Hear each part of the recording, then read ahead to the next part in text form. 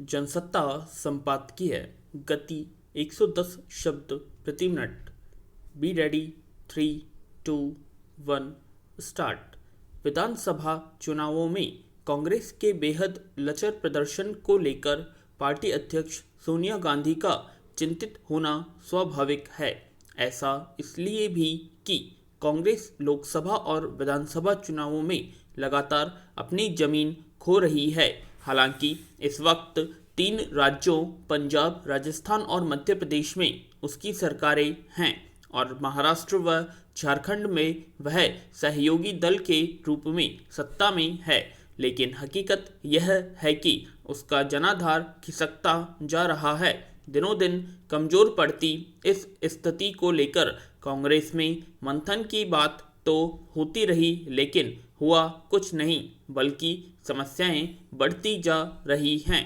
जिन वरिष्ठ नेताओं के कंधों पर पार्टी का आगे ले जाने का दारोमदार था, वही अब पार्टी की जड़ें कमजोर होने, उसका कायाकल्प करने और मजबूत नेतृत्व जैसे सवाल उठा रहे हैं। इन सब का नतीजा विधानसभा चुनावों में सामने आ गया। पश्चिम बंगाल में कांग्रेस का सुपड़ा ही साफ हो गया। पिछली बार जहां पार्टी ने 44 सीटें जीती थी, इस बार एक भी सीट नहीं मिली। असम में पिछली बार 26 सीटें मिली थी, इस बार 3 सीटों का इजाफा हो पाया। पुदुचेरी में 15 से 2 पर आ गई। तमिलनाडु में 9 सीटें बढ़ी। वहीं मुद्रामुख के सहारे ऐसे में यह सवाल उठाना लाजिमी है कि देश पर दशकों तक राज करने वाली पार्टी की आखिर ऐसी दुर्गति क्यों हो रही है। यह सवाल इसलिए भी महत्वपूर्ण हो जाता है कि अगर पार्टी का ग्राफ इसी तरह नीचे जाता रहा तो आने वाले वक्त में कहीं यह देश के राजनीतिक नक्शे से साफ न हो जाए। पैरा कांग्रेस की चुनौतियां कम नहीं हैं, इसे पार्टी अध्यक्ष भी बखूबी समझ रही हैं। विधानसभा चुनावों में कांग्रेस का प्रदर्शन खराब क्यों रहा, इस पर विचार करने के लिए कांग्रेस अध्यक्ष ने एक समूह बनाने की बात कही है।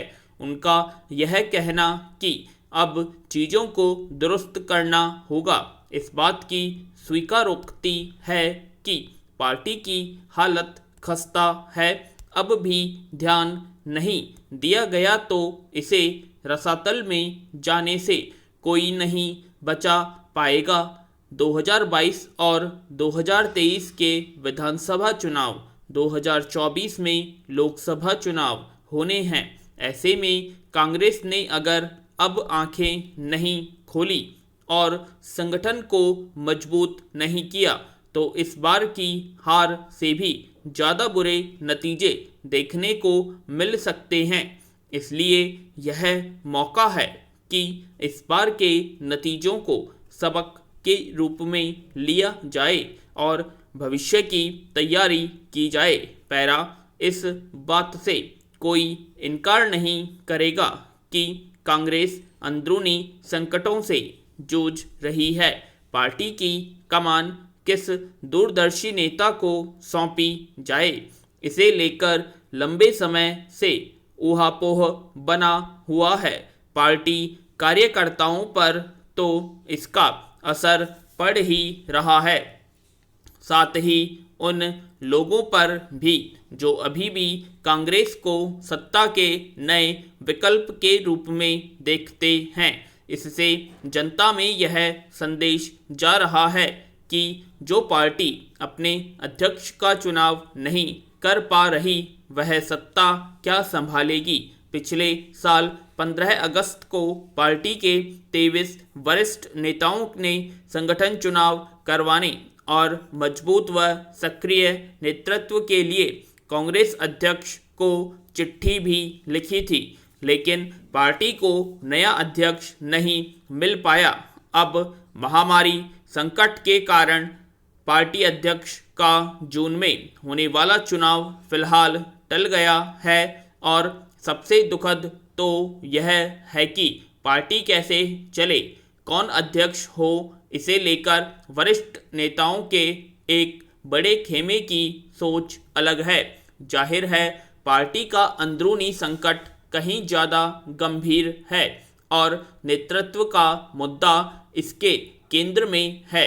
ऐसे में कांग्रेस कैसे पार पाती है, यह देखने के लिए और इंतज़ार करना होगा।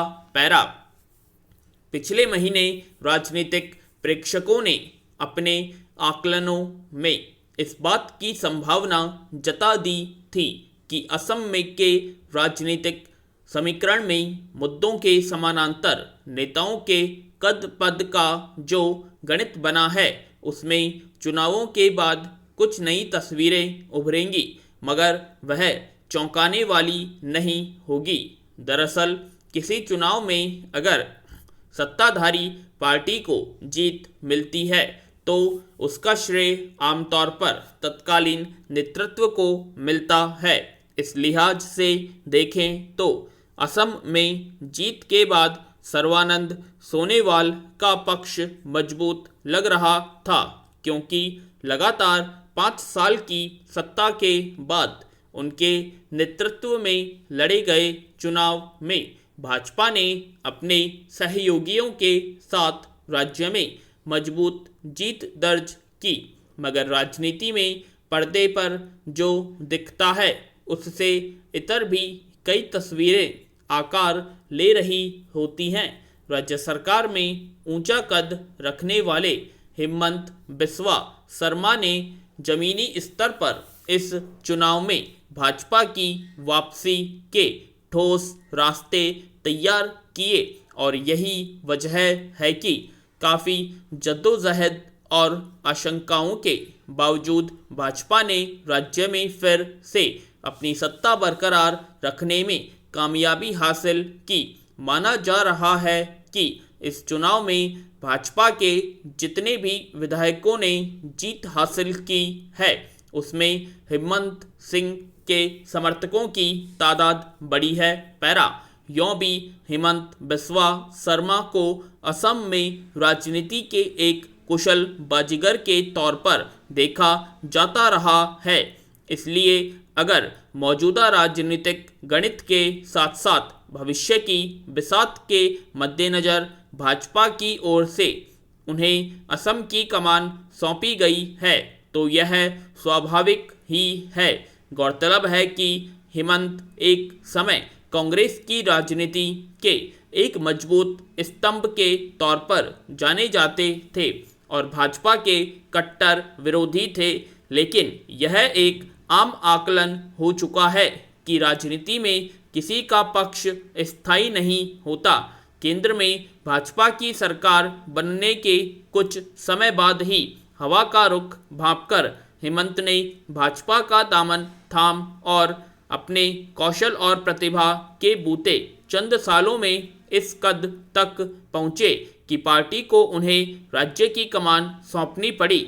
निश्चित तौर पर पिछले कुछ सालों के दौरान असम को स्थानीयता के सवालों और राजनीति से लेकर एनआरसी यानी राष्ट्रीय नागरिकता रजिस्टर जैसे मुद्दों की जटिलताओं से गुजरना पड़ा है। उसमें हिमंत के सामने वे तमाम चुनौतियां सामने होंगी जिनसे निपटने के मामले में उनकी पार्टी की सरकार को अब तक कटघरे में खड़ा होना पड़ा है। पैरा दरअसल हिमंत बिस्वा शर्मा को जिस तरह कुशल राजनीतिक के तौर पर देखा जाता रहा है, उसमें यह उम्मीद भी की जा रही है कि वे राज्य के हित में पार्टी की राजनीति के मुताबिक संतुलन के सधे कदमों के साथ आगे बढ़ेंगे। मसलन एनआरसी के मसले पर उन्होंने इस पर अपने भावी रुख का संकेत दे दिया है। उनका कहना है कि वे सीमांत जिलों में एनआरसी में शामिल 20% और अन्य इलाकों में 10% नामों का सत्यापन चाहते हैं।